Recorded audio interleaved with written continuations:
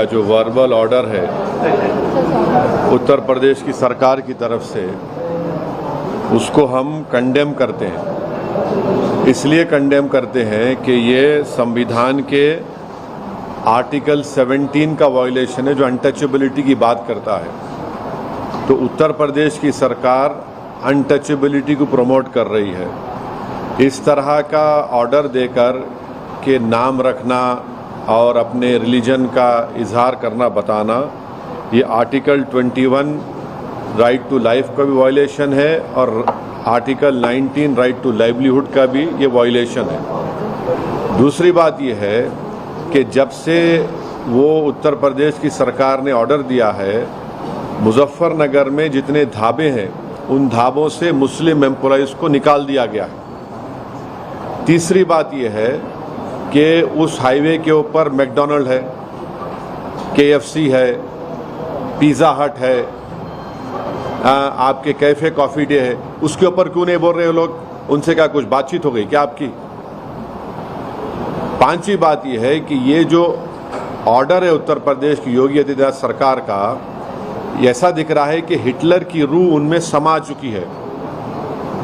ये crystal not movement लग रहा है। हिटलर भी एक जूडन बॉयकॉट करते थे, इस तरह का बॉयकॉट हो रहा है उत्तर प्रदेश की सरकार की तरफ से। भाई आप होते कौन है ये करने वाले? क्या एक यात्रा का इतना उनको आप इम्पोर्टेंस देंगे और दूसरों की लाइवलीहुड को बर्बाद कर देंगे आप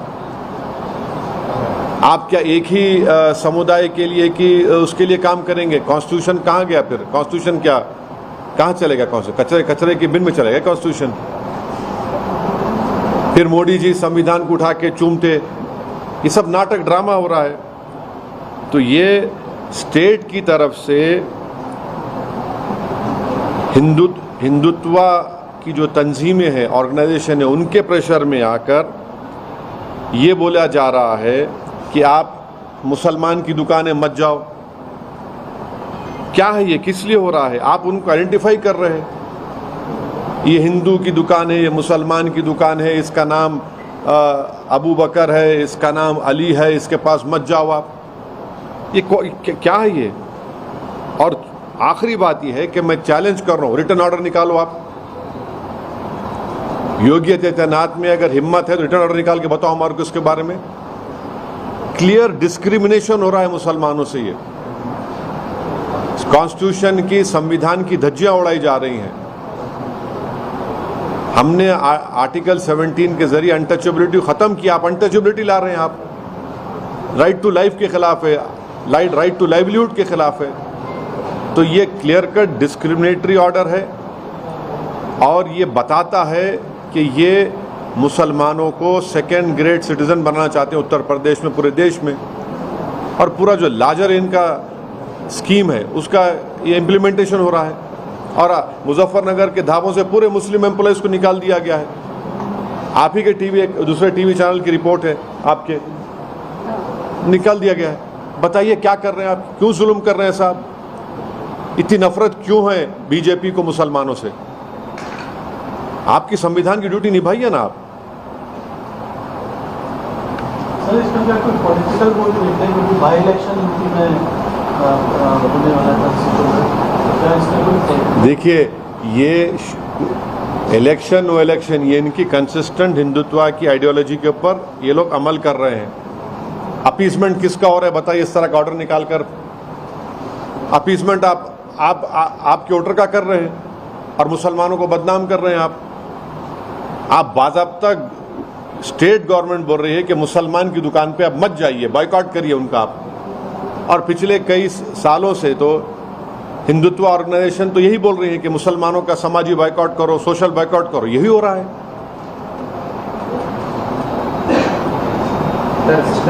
शुभेंदु अधिकारी जो बीजेपी के लीडर है वेस्ट बंगाल के, उन्होंने बोला है कि सबका साथ सबका विकास का जो स्लोगन है उसके ऊपर कई बार सोचना पड़ेगा, क्योंकि वेस्ट बंगाल अरे छोड़ी ना, भाड़ में जाए वो, कोई बोलता नहीं बोलता, संविधान है। ये स्लोगन से गवर्नमेंट चलती क्या? आपका संविधान में राइट टू इक्वालिटी है, संविधान बोलता डिस्क्रिमिनेशन नहीं कर सकते आप। संविधान में लफ्ज़ माइनॉरिटी का वर्ड इस्तेमाल हुआ आर्टिकल 29-30 में। ये फंडामेंटल राइट है, ये देश का बेसिक कॉन्स्टिट्यूशन के बेसिक स्ट्रक्चर का हिस्सा है। इनके बोलने नहीं बोलने से कोई फ़र्क पड़ने वाला थोड़ी है। ये अपनी नफ़रत का इजहार कर रहे हैं बीजेपी, और ख़ास तौर से मुसलमानों से इनकी नफ़रत अब खुल के आ रही है। सर, कल असम का सीएम झारखंड में बोला है मुस्लिम पॉपुलेशन असम में 12%, 1951 में 12% का 50% हो गया, मैं इसके खिलाफ लड़ रहा हूँ, ये बहुत डेंजर ट्रेंड हो रहा है बोल के कल बात कर रहे हैं। आसाम के मुख्यमंत्री जो है भारत के टॉप 5 झूठों में शुमार होते हैं, टॉप 5 झूठों में। और उनकी झूठ ये है कि 1951 में मुस्लिम पॉपुलेशन 24.68 था। झूठे हैं वो, और नफरत करते हैं आसाम के मुसलमानों से। आसाम में है तो बंगाली मुसलमान मियाँ बोल के डिस्क्रिमिनेट करते, आसाम के बाहर गए तो पूरे मुसलमान डिस्क्रिमिनेट करते। झूठ क्यों है बोल रहा हूँ मैं आपको। 1951 में आसाम था, उसमें नागालैंड नहीं था, मिजोरम नहीं था, आपके अरुणाचल नहीं था, मेघालय नहीं था, राइट।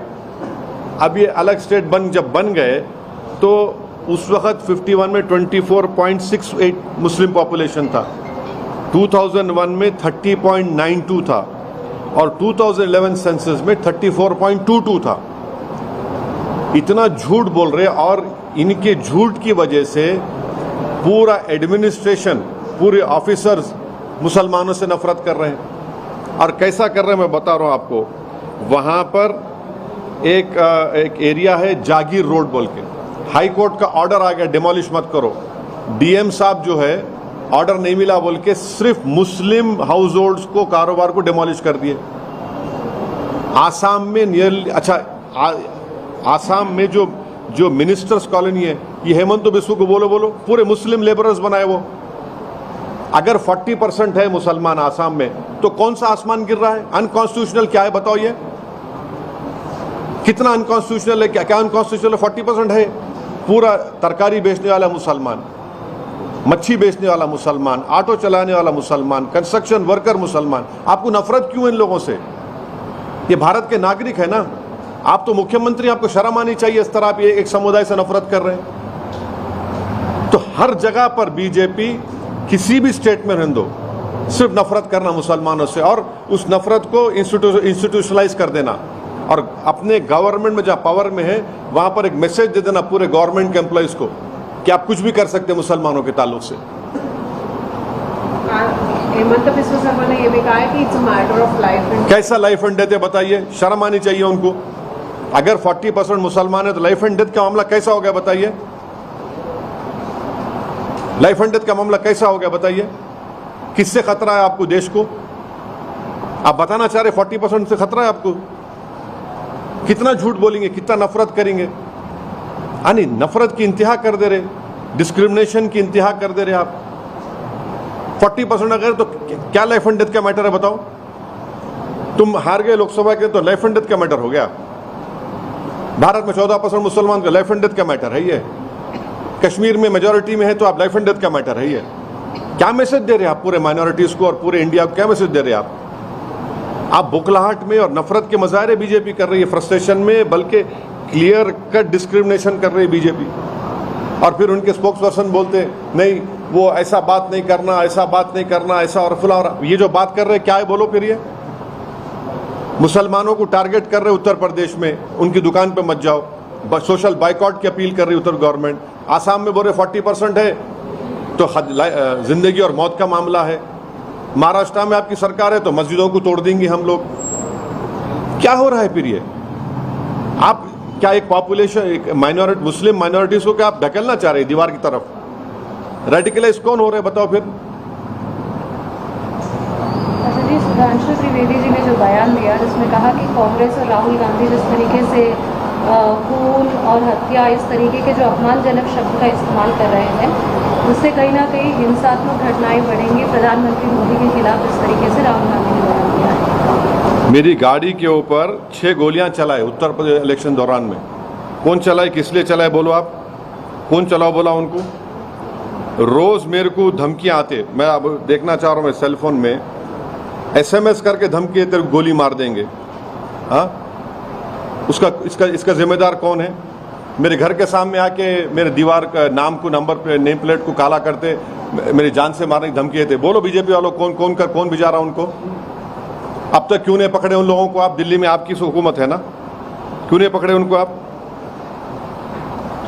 ये चक्कर है, आप रेडिकलाइज कर रहे हैं, आपकी आइडियोलॉजी के मानने वालों को एम्बोल्डन कर रहे हैं आप, और आप दूसरों को आईना दिखा रहे हैं। अरे खुद तो अपना आईने में देख लो, चेहरा अपना कितना बुरा दिख रहा। उत्तर प्रदेश से जो बोल रहे आप यहाँ पर मत जाइए, नाम लिखिए। आसाम में 40% पॉपुलेशन की जिंदगी और मौत बोल रहे आप। महाराष्ट्र में मस्जिदों को तोड़ दे रहे। ये कौन है ये लोग? ये आपकी सरकार की वजह से ये लोग रेडिकलाइज हो चुके हैं। एक सिटिंग एमपी के घर पे आके आप जान से मारने का लेटर लगा के जाते हैं, फोन करते हैं मेरे को, एसएमएस देते, नंबर नहीं निकल रहा मेरे को। अब आप बोलेंगे पुलिस का, कितने पुलिस कंप्लेन करूं मैं? ये सब आपकी वजह से बीजेपी के, इनको बीजेपी एम्बोल्डन कर रही है लोगों को। नेता अगर इस तरीके से अगर बयानबाजी कर, अरे मैं इनके जो नेता जो उत्तर प्रदेश में जो बोल रहे सोशल बाइकआउट करो माइनॉरिटीज का, मुस्लिम माइनॉरिटीज का, वो क्या है बताइए? नाम बोलो, अपना नाम लिख के रखाओ। अब क्या इडली मुसलमान हो गई, वड़ा हिंदू हो गया क्या? पिज्जा मुसलमान हो गया और बर्गर हिंदू हो गया क्या? बताओ आप कर रहे हैं, सरकार में आप है, आप ऐसे ऑर्डर निकाल रहे हैं, सरकार में आप है, आपका मुख्यमंत्री ऐसा कर रहा, सरकार में आप है, वहां पे मस्जिदों पे तोड़ रहे हैं वहां पे, और आप कुछ नहीं कर रहे। सर टीएमसी एमपी ने भी एनएचआरसी को कंप्लेंट किया है मुजफ्फरनगर के पुलिस के खिलाफ, saying that stating that shocking and other. देखिए NHRC is a handmaiden of Narendra Modi government. They'll not do anything. Show me one instance wherein they have acted unbiasedly. Look at the record of sending reports to the international organizations. What are they doing? NHRC is completely now, they're not reacting to all these atrocities which have been committed on minorities. What is the National Minority Commission doing? When the government in power and their party and their ministers, their chief ministers are openly asking for boycott and discrimination of Muslim community and saying that Muslims population is a matter of life and death, what does that tell you? It clearly shows their hatred towards the Muslims. But sir, TMC is also raising voice now. You are also raising voice. So will you ask others also to come together to fight on this? See, you have come. I'm thankful to you that you have come to me. I can speak on behalf of myself and my party. I cannot speak on behalf of other political party. They will speak for themselves. So what's your demand, will you take this up legally, sir? And what's your demand? See, the Uttar Pradesh government is not bold enough to issue a written order. Written order you have not issued. You have issued a verbal order, and on the basis of that verbal order, the message has been sent. And what has happened in that in Muzaffarnagar, whatever dhabas are there, hotels are there, those owners have kicked out Muslim employees because of the verbal order of Uttar Pradesh government. And high-ranking IPS officer comes and says this is what the BJP government wants you to do in Uttar Pradesh. They've asked for a social boycott of Muslims, which is prohibited in the Constitution. Article 17 is there. By making such a verbal order, you have violated right to life, right to livelihood, Article 19. And please tell me why is this not been implemented on McDonald's, on KFC, on Pizza Hut, on Cafe Coffee Day? Why not them? Why only the small hotels? And those employees who are working there, that is their livelihood. This is a clear cut. It reminds us of what happened in 1930 when Hitler was in power. This is nothing but, it reminds me of Judean boycott. Kristallnacht movement is happening in India right now. Assam Chief Minister says 40% Muslim population, matter of life and death. Shame on him. He's one of the top 5 liars of this country. He's not telling the truth. The truth is that in 1951, Assam at that time, had 24.68 population of Muslims. Then Mizoram, Nagaland, Arunachal, Meghalaya, when were they created? Tell us. And then in 2001, the Muslim population 30.90. 2011 census, it was 34.220. Now we are in 2024. It might be or 40%. So what? Who constructed this ministers' colony? The Muslim laborers. Who sells vegetables? Sells fish, meat, auto drivers, laborers.